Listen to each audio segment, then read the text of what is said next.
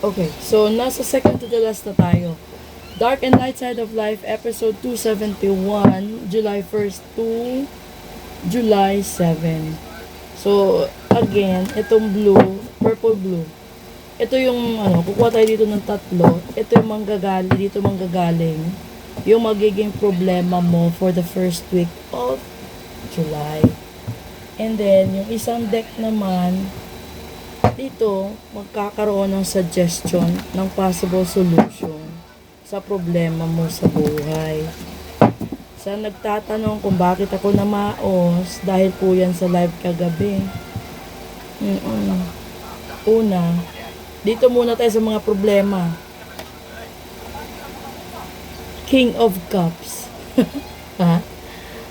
Pangalawa, Three of Swords. And pangatlo, Two of Wands. Hindi maganda. Hindi siya magandang pangitain. Bakit? Yung King of Cups kasi, di ba ito sabi ko, ito yung deck na magsasabi kung saan galing yung problema. Ayun, yung una nating nakuha is yung King of Cups. So, ano bang ibig sabihin ng King of Cups? Yung King of Cups kasi, Padre de Pamilya. Oh, yung Padre de Pamilya, sa Padre de Pamilya manggagaling yung problema. Bakit? Three of Swords. Ibig sabihin, may third party. And dito, lumabas yung Two of Wands. So, dalawa yung pinagkakaabalahan niya or mahigit pa. Tignan natin yung possible solution. Dito, lalabas yan. The Moon. Pangalawa, The High Priestess. And pangatlo, Nine of Pentacles. Bakit? Ayan na, lumabas na. Yung possible solution, no, is tigilan mo yung mga marites sa buhay niya. And then, yung pangalawa at yung gitna, The High Priestess, is nire-recommenda ng universe, ipakulam mo, ipasumpa mo, ipabarang mo. Kasi may pera ka naman. Yun yung gusto niyang mangyari. Ang ganda ng suggestion niya. Ipabarang mo, ipakulam mo, ipasumpa mo yung Padre de Pamilya dahil sa isyong ganito. So, doon naman sa mga nagtanong sa live ko kagabi, eto na yung sagot. Bukas na yung card sa July 1st to July 7, no? Kasi general reading ito. Kung ikaw ay isang lalaki, ibig sabihin yung problema mo is yung babae. Dalawa kayong lalaki sa buhay niya. And then yung solusyon, eto, bigyan ng leksyon. Kung gusto mo talagang specific yung card read sa'yo, mag-book ka ng full private reading. Kasi para yung iba hindi makaka-resonate. Yung iba pwede.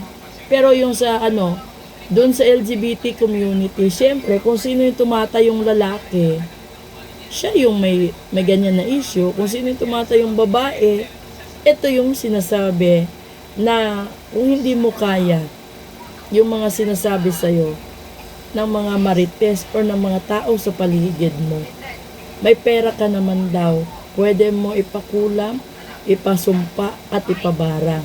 Tignan natin yung bottom deck dito. Three of Cups. Talagang sinasadya niya. Tatlo talaga. So, ibig sabihin, hindi siya faithful sa'yo. Yung liko. Devil, tignan mo, demonyo talaga. So, demonyo talaga. Demonyo talaga. Diyos ko, naalala ko lahat ng nagtanong sa akin kagabi sa live. No? Ayan na, sumagot na si Universe.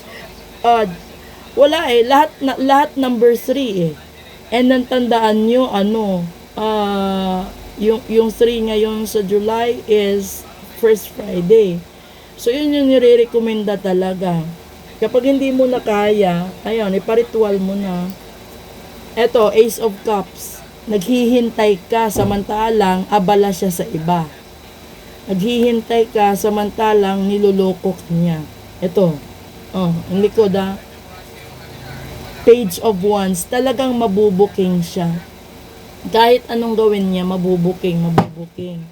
So, yung card na nagsasabi, kung dumanas kayo sa matinding stress, depresyon, dahil sa mga ganitong sitwasyon, kung may pera kayo, diretso na yung sentensya. Ganun na yon. Message kayo kung anong klaseng sentensya ang gusto nyong ipataw. At magsasuggest ako. Depende sa laki ng atraso, sa laki ng galit ninyo, at depende din po yun sa laki ng kasalanan niya. Ay, nako. Oo. Hindi ko kasi masabi-sabi sa live kasi nakaka-capture ng ng TikTok yung mga lahat-lahat. Pero dito, this is a general reading naman talaga. Sinasabi ni Universe, 3 talaga. So, hindi lang ikaw yung mahalaga sa buhay niya.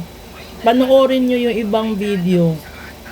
Yung Love Oracle na video, may inilabas si Universe doon na isa sa mga kinagigiliwan niya is mga ex niya.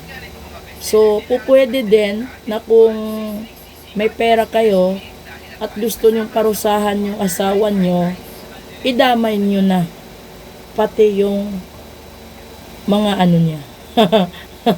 Idamay nyo na. First Friday naman, no? Tutuhanin nyo na. Wag nyo nang gawing biro. I-full mo na. Universe na may sabi, ibuhos mo na talaga lahat ng galit mo. Mo na. Itodo na. Ganun lang yun. So, mag-book kayo ng full private reading, mag-book kayo ng ritual, message kayo dito, at maraming salamat. Yung next episode po natin is yung Real Talk. Pasensyahan niyo ulit yung boses ko kasi nga sa live kagabi ito. At masama pa talaga yung pakiramdam ko nung nag-live ako. Yun nga lang, tiniis ko kasi pledge ako magla-live. So, kapag gumanda yung takbo ng lalamunan ko, magla-live ulit ako sa Friday. Maraming salamat po sa inyo lahat.